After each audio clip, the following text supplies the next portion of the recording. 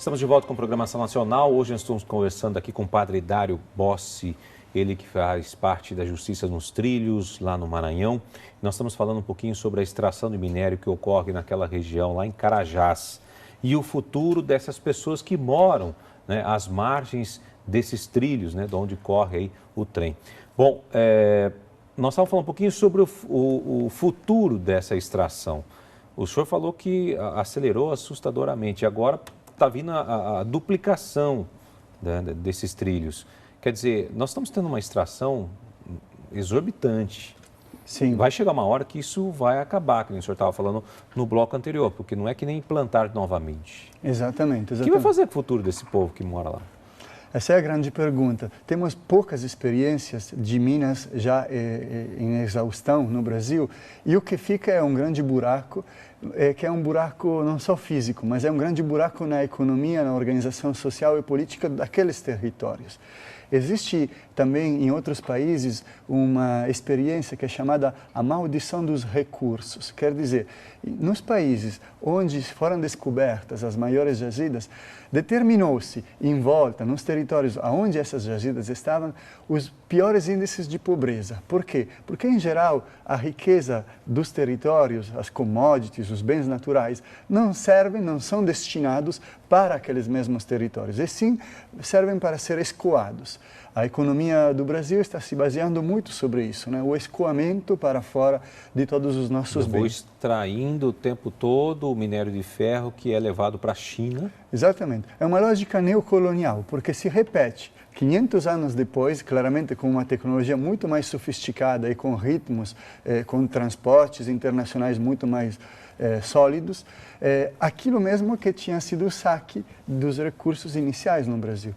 É uma lógica... No início era o ouro, né? Exatamente, exatamente. Agora, esse é o grande problema com respeito ao futuro de nossas gerações. A encíclica Laudato Si diz isso.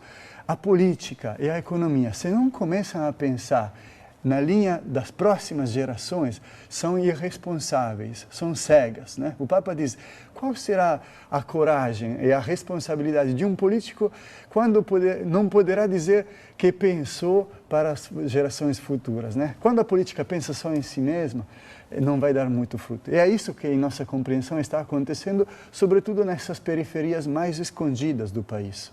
Sem dúvida. Bom, o senhor falou também de alguns fatos, né? Vamos pontuar um.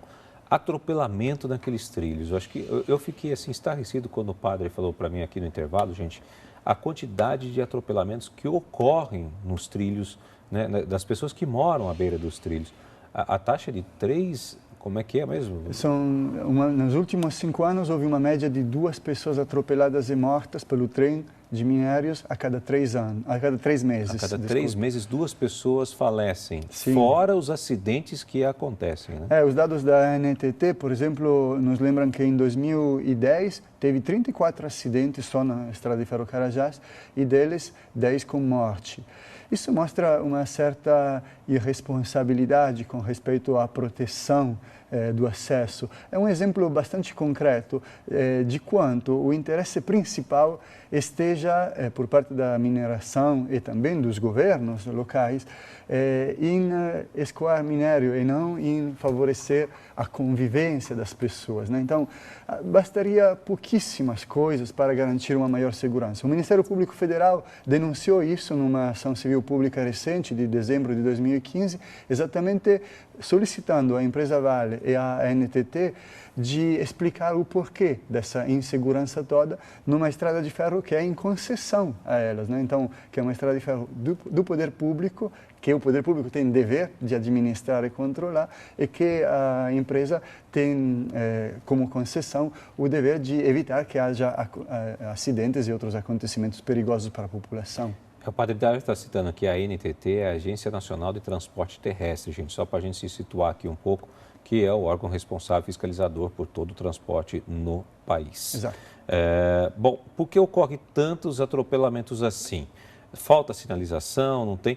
O senhor citou aqui para mim que os trens chegam a velocidade de 80 km por hora. Como é que vai parar um trem carregado não sei quantas mil toneladas de minério. É realmente impossível. Se trata do trem maior do mundo. São 330 vagões, imaginem, cada um carregado de minério, 80 toneladas por vagão, 3 locomotivas para puxar e também para frear esse que o nosso povo chama a cobra de ferro, né? É um trem longo, cerca de 4 quilômetros, demora vários minutos para atravessar. Claro que nas proximidades dos municípios e dos centros habitados diminui a sua velocidade, mas o barulho extremamente forte da sua passagem atrapalha dia e noite. As pessoas passam 12 trens indo e 12 voltando, né, para permitir esse contínuo escoamento. E quando o trem está carregado, precisa pelo menos de 2 quilômetros de espaço para uma freada, né? É impossível, naturalmente, para o maquinista imaginar qualquer tipo de obstáculo daqui a 2 quilômetros. Né? Então, estão faltando medidas de segurança muito mais simples, que seriam, por exemplo, garantir, impedir o acesso à ferrovia, garantir formas de atravessamento, né, da ferrovia que sejam seguras, portanto, viadutos e túneis. Há muita queixa por parte das comunidades com respeito a isso, pela falta de segurança no atravessamento. Há acidentes de pessoas, de animais, que para o nosso povo são um recurso bem importante. Crianças que acabam morrendo nos trilhos, né? Carros atropelados também pelo trem, enfim. Isso é uma banalidade em termos assim de uma intervenção mínima que garanta a segurança. Assim como esse tipo de problema, há outros que, da mesma forma, requeriam pequenas atenções, né, que não são dedicadas, em nossa compreensão, exatamente naquela linha, que o que importa é reduzir ao máximo os custos para garantir um nível de lucro que seja satisfatório para o negócio continuar trabalhando. Mas em troca isso, a empresa não tem dado aí algumas infraestruturas na área de saúde, de trabalho para aquelas pessoas? Tipo, olha, vem cá, vem trabalhar aqui então na Vale, que nós vamos compensar essas perdas, esses prejuízos, esses danos, né? A Vale alega em suas posições que oferece muito trabalho às comunidades locais, às pessoas, e que também as beneficia com iniciativa de partenariado com os municípios locais. Sem dúvida, houve algo disso, né? Nossa população se queixa bastante porque, naturalmente, a maior parte dos empregos são de mão de obra barata, os empregos mais qualificados vêm de fora por falta de qualificação local. A maior parte dos empregos, sobretudo com respeito à duplicação dos trilhos, são temporários, demoram poucos meses, então acabam não criando um vínculo, né, com a empresa.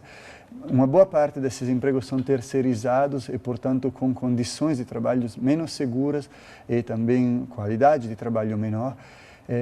Além disso, o que nós estamos pleiteando é que haja uma efetiva execução de todas as condicionantes para a duplicação dos trilhos e também negamos a regularidade do licenciamento ambiental. Em nossa compreensão, o licenciamento ambiental da duplicação inteira está ilegal, inclusive uma ação civil pública. Verdade. Entramos com ação civil pública há alguns anos, várias entidades do Maranhão. O juiz federal do Maranhão reconheceu a ilegalidade da duplicação e, numa sentença, exigiu a suspensão das obras por 45 dias. Essas obras só continuaram graças a um mecanismo chamado suspensão de liminar, que é o mesmo mecanismo que, inclusive, permitiu a continuidade da construção da barragem de Belo Monte, apesar de numerosos, dezenas de processos de ações civis públicas do Ministério Público Federal. É um mecanismo que determina que, onde houver interesses econômicos ou políticos nacionais, pode-se também continuar esse tipo de obras, né? Isso nos parece irracional, porque... Quer dizer, isso está acima das pessoas que moram ali, está acima de uma sentença do juiz federal do Maranhão. Do juiz do Maranhão. Sim, é um mecanismo está acima das pessoas que estão morrendo. Sim, é um mecanismo que estamos criticando muito. Naturalmente, o Supremo Tribunal Federal agora permitiu a continuidade das obras, mas a sentença do processo ainda não está dada e nós esperamos que realmente sejam escutadas as denúncias, que não são só denúncias de poucas entidades, e sim são denúncias de violações de direitos de dezenas e dezenas de comunidades que não se consideram escutadas, não foram consultadas adequadamente à época da licença ambiental dessa duplicação e que querem dizer, de fato, como eles sonham uma convivência mínima entre os empreendimentos e a vida das populações. Pessoal, esse é o Programação Nacional. Nós estamos falando hoje sobre o tema Justiça nos Trilhos, com o padre Dário Bossi, lá do Maranhão. E a gente vai para um rápido intervalo, voltamos já falando sobre esse assunto que está muito interessante. Fique com a gente.